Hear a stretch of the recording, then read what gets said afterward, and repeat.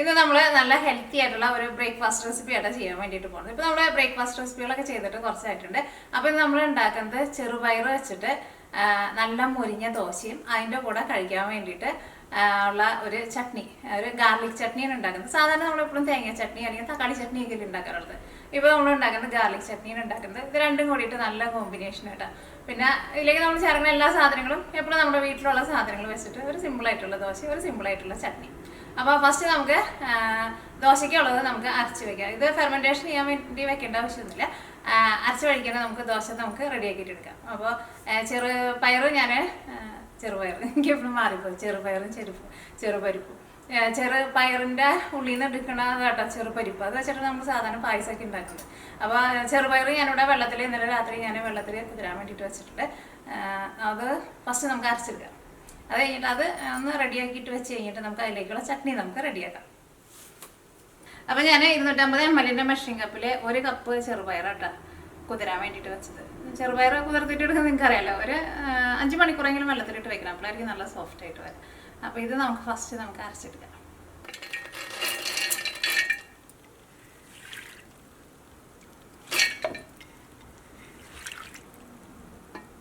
ഇതിപ്പോൾ വലിയ ജാറുള്ള നമുക്ക് ഒറ്റ ട്രിപ്പിൽ അരച്ചെടുക്കാം.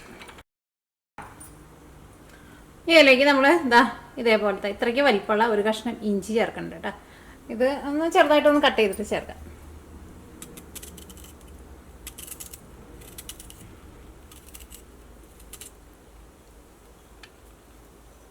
ഇത് അരച്ചെടുക്കാൻ വേണ്ടിയിട്ട് ഇതിലേക്ക് നമുക്ക് ആവശ്യത്തിന് വെള്ളം ചേർക്കാം. ഫസ്റ്റ് ഇതിൻ്റെ മുകളിൽ നിൽക്കണം അത്രയ്ക്ക് വെള്ളം മതി കേട്ടോ.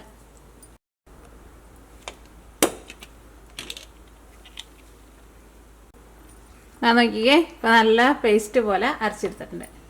ഇത് നമുക്ക് വേറൊരു പാത്രത്തിലേക്ക് പാർത്താം.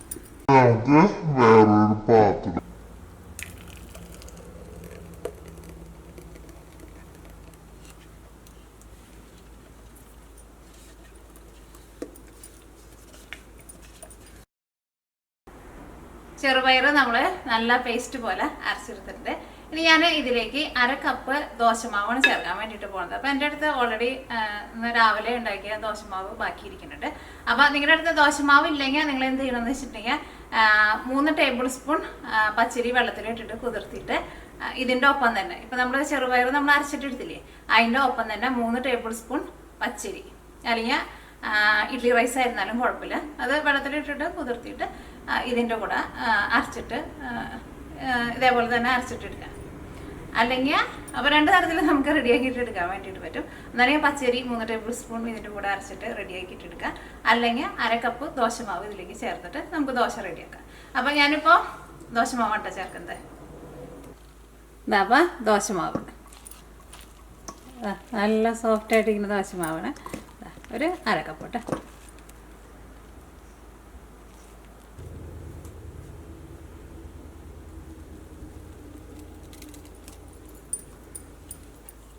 ഇത് ഫെർമെൻറ്റേഷൻ ചെയ്തേക്കണ ദോശമാവ് കേട്ടോ. അപ്പോൾ നമ്മുടെ ദോശമാവ് ഇതിൻ്റെ കൂടെ മിക്സ് ചെയ്യാം. അല്ലെങ്കിൽ നമ്മൾ പച്ചരി ചേർത്തിട്ട് നമ്മൾ അരയ്ക്കുന്ന കാര്യം പറഞ്ഞില്ലേ, അത് അരച്ചാലും നമ്മൾ ഫെർമെൻറ്റേഷൻ ചെയ്യാൻ വേണ്ടിയിട്ട് വെക്കേണ്ട ആവശ്യമില്ല. അത് അരച്ച വഴിക്കുന്ന ദോശ റെഡിയാക്കി കേട്ടോ. അപ്പോൾ ഇതേപോലെ ദോശ ഉണ്ടാക്കുമ്പോൾ ഇത് ഓൾറെഡി പുളിച്ച മാവുള്ള കുറച്ചും കൂടി നന്നായിട്ട് മുരിഞ്ഞ് നല്ല സോഫ്റ്റായിട്ട് വരും. മറ്റേതും വരും, നന്നായിട്ട് മുരിഞ്ഞ് വരും, പക്ഷേ ഇതാകുമ്പോൾ കുറച്ചും കൂടി നല്ലതാണ്. ഓക്കെ, അപ്പോൾ ഇതിനകത്ത് നന്നായിട്ട് മിക്സ് ആയിട്ടുണ്ട്. അതിലേക്ക് നമുക്ക് ആവശ്യത്തിന് ഉപ്പ് ചേർക്കാം. ഇനി ദോശയിലേക്ക് ചേർക്കാൻ വേണ്ടിയിട്ട് ഞാൻ കുറച്ച് മല്ലിയില എടുത്തിട്ടുണ്ട്. മല്ലിയില ഇതൊക്കെ വേണമെങ്കിൽ ചേർക്കാം, അല്ലെങ്കിൽ പ്ലെയിൻ ആയിട്ടുള്ള ദോശയായിട്ട് റെഡിയാക്കിയിട്ട് എടുക്കാം. നല്ല പൊട്ടിയായിട്ട് കട്ട് ചെയ്തിട്ട് ചേർക്കട്ടെ.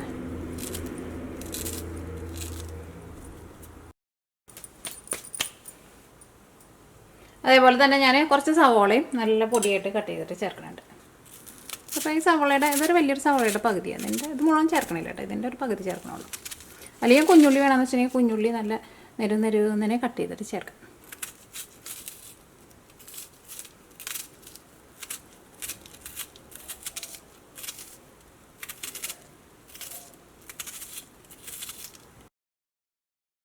ഇതെല്ലാം കൂടി ഇട്ടൊന്ന് മിക്സ് ചെയ്യും. നമ്മൾ ഉപ്പ് നോക്കിയിട്ട് ഉപ്പ് വേണമെന്ന് വെച്ചിട്ടുണ്ടെങ്കിൽ അതനുസരിച്ചിട്ട് ഉപ്പും ചേർത്ത് കൊടുക്കട്ടെ. അപ്പോൾ അങ്ങനെ നമ്മുടെ ദോശ ഉണ്ടാക്കാനുള്ള മാവ് റെഡി ആയിട്ടുണ്ട്. ഇതിവിടെ ഇരിക്കട്ടെ. നമുക്ക് നമുക്ക് ഇതിലേക്കുള്ള ചട്നി കൂടിയിട്ട് റെഡി ആക്കണമല്ലോ.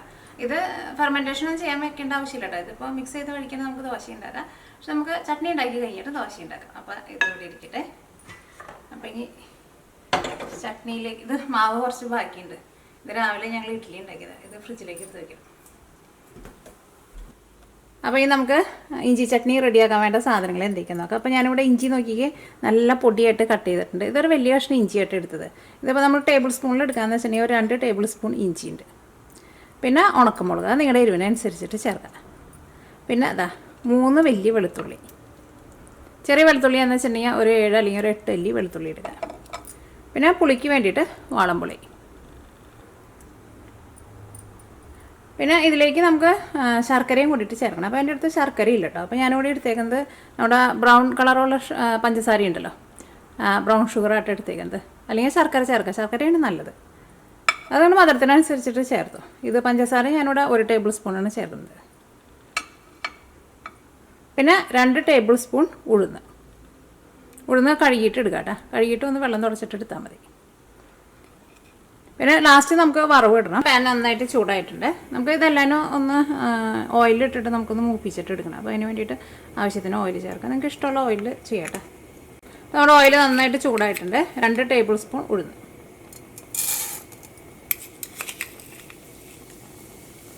ഇത്രയ്ക്ക് തന്നെ ചേർക്കണം കേട്ടോ. എന്നാലേ നമ്മുടെ ചട്നിക്ക് ഒരു കട്ടി ഉണ്ടാവുള്ളൂ, തിക്നെസ് ഉണ്ടാവുള്ളൂ.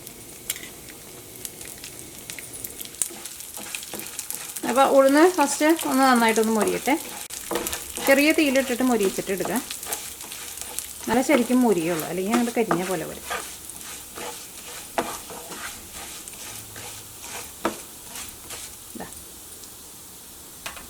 അപ്പോൾ ചെറുതായിട്ടൊന്ന് കളർ മാറിയിട്ടുണ്ട്. അത്രയ്ക്ക് മാറിയാൽ മതി കേട്ടോ. ഇനി നമുക്ക് ഇഞ്ചി ചേർക്കാം. കാരണം ഇതിലേക്ക് നമ്മൾ സവോളയൊന്നും ചേർക്കണില്ലല്ലോ. അപ്പോൾ ഇഞ്ചിയുടെ കൂടെ കിടന്നിട്ട് ഇത് മുരിഞ്ഞോളും. കാരണം സവോള ചേർത്തിട്ടുണ്ടെന്ന് വെച്ചിട്ടുണ്ടെങ്കിൽ ഒരു സാധനം നമുക്ക് മുരിഞ്ഞു വരില്ല. ഇഞ്ചിയൊക്കെ ആകുമ്പോൾ അതിൻ്റെ ഉള്ളിൽ അധികം വെള്ളമൊന്നുമില്ലല്ലോ. അപ്പോൾ ഉഴുന്ന് പിന്നെയും ഒന്ന് മുരിയും. ഇതിലേക്ക് വെളുത്തുള്ളിയും ഒന്ന് ചെറുതായിട്ട് കട്ട് ചെയ്തിട്ട് ചേർക്കാം. ഇഞ്ചി പക്ഷേ നല്ല നെരുന്നെ കട്ട് ചെയ്യണം കേട്ടോ.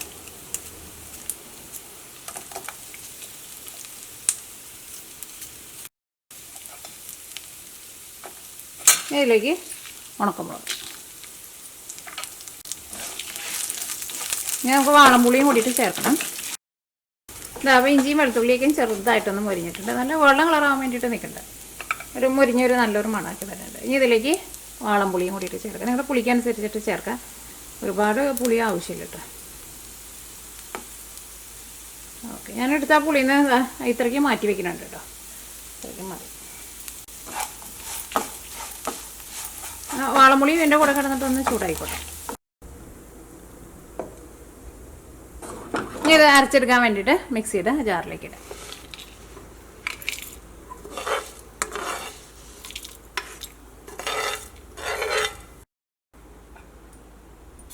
ഇതിലേക്ക് ഒന്നല്ലെങ്കിൽ ഞാൻ നേരത്തെ പറഞ്ഞ പോലെ ശർക്കര ചേർക്കാം, അല്ലെങ്കിൽ പഞ്ചസാര ചേർക്കാം. ഇപ്പോൾ 1 ടേബിൾ സ്പൂൺ പഞ്ചസാര ചേർക്കാം, അല്ലെങ്കിൽ ഒരു ചെറിയ കഷ്ണം ശർക്കര ചേർക്കാം. ഇത് ഫസ്റ്റ് ഒന്ന് കറക്കിയിട്ട് എടുക്കുക. അത് കഴിഞ്ഞിട്ട് ഇതിലേക്ക് നമ്മൾ ആവശ്യത്തിന് വെള്ളം ഒഴിച്ചിട്ട് നല്ല പേസ്റ്റ് പോലെ അരച്ചിട്ടെടുക്കുക. ഒരുപാട് വെള്ളം ചേർത്തിട്ട് അരക്കരുത് കേട്ടോ, അപ്പോൾ ശരിക്കും അരഞ്ഞിട്ടില്ല. ഇതാണ് നോക്കിക്കേ. അപ്പോൾ നല്ല പേസ്റ്റ് പോലെ അരച്ചെടുത്തിട്ടുണ്ട്. ഇതിലേക്ക് ആവശ്യത്തിന് ഉപ്പും കൂടിയിട്ട് ചേർക്കണം കേട്ടോ. അത് അരച്ച് വരുമ്പോൾ ഇതേപോലെ അത്യാവശ്യം നന്നായിട്ടുണ്ടാവും. കാരണം നമ്മൾ ഉഴുന്ന് പരിപ്പൊക്കെ ചേർത്തിട്ടുണ്ടല്ലോ. നമ്മൾ ജസ്റ്റ് ഒന്ന് കറക്കിയിട്ട് എടുക്കുമ്പോൾ നമ്മൾ വിചാരിക്കും ഇത് വളരെ കുറച്ചുള്ളൂ. പക്ഷേ വെള്ളം ഒഴിച്ചിട്ട് അരയ്ക്കുമ്പോൾ അത്യാവശ്യം നന്നായിട്ടുണ്ടാവും. അപ്പോൾ വറവിടാൻ വേണ്ടിയിട്ട് നമ്മുടെ കുഞ്ഞ് പാൻ നന്നായിട്ട് ചൂടായിട്ടുണ്ട്. ഇതിലേക്ക് ആവശ്യത്തിന് ഓയിൽ ഒഴിക്കുക. ഫസ്റ്റ് കടുക് പൊട്ടിക്കുക. കുറച്ച് ഉഴുന്ന് പരിപ്പും കൂടിയിട്ട് ചേർക്കുന്നുണ്ട്. അതും അതിൻ്റെ കൂടെ കിടന്നിട്ട് മൊരിയട്ടെ. കുറച്ച് ഉള്ളി അല്ലെങ്കിൽ സവോള.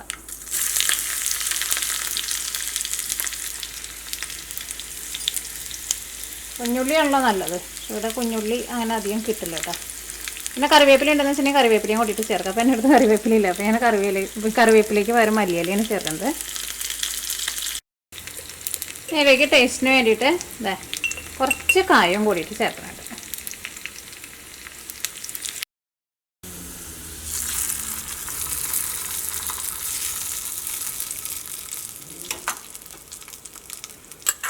അപ്പോൾ നമ്മുടെ ചട്നിയും റെഡി ആയിട്ടുണ്ട്. അപ്പോൾ ഞാൻ അടുത്തത് നമ്മുടെ ദോശ റെഡിയാക്കാം.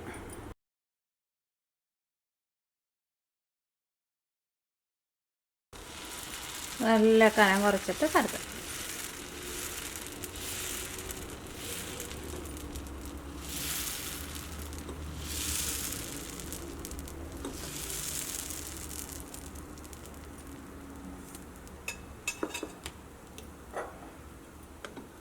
ഈ ദോശ നന്നായിട്ടൊന്ന് മൊരിയാൻ വേണ്ടിയിട്ട് കുറച്ച് ഓയിലൊന്ന് സൈഡിൽ കൂടെ ഒന്ന് ഒഴിച്ചു കൊടുക്കാം.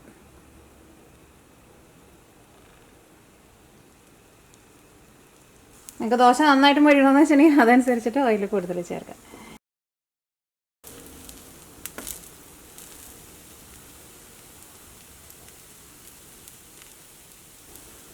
ഇപ്പോൾ ദോശ നന്നായിട്ട് മൊരിഞ്ഞിട്ടുണ്ട്. ഇതാ, വാവ്, കൈപൊടി. ഇതാ നല്ല മൊരിഞ്ഞ ദോശ കേട്ടോ. അത് ചട്നിയും കൂടിയിട്ട് അങ്ങോട്ട് കൂട്ടി കഴിക്കുക, നല്ല അടിപൊളി ടേസ്റ്റ് ആയിരിക്കും.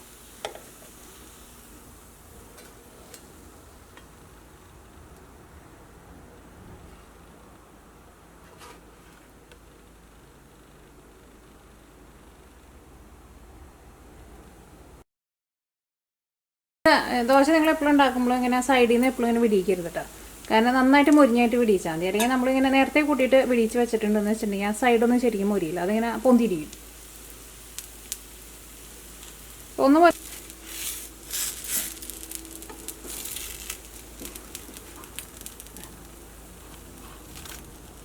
നോക്കിക്കേ,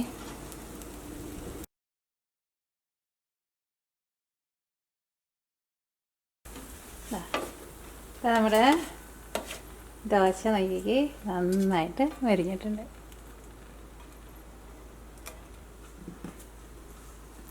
ഇതിൻ്റെ കൂടെ നമ്മുടെ ഇഞ്ചി ചട്നിയും കൂടിയിട്ടാണ്ട് കഴിക്കാം.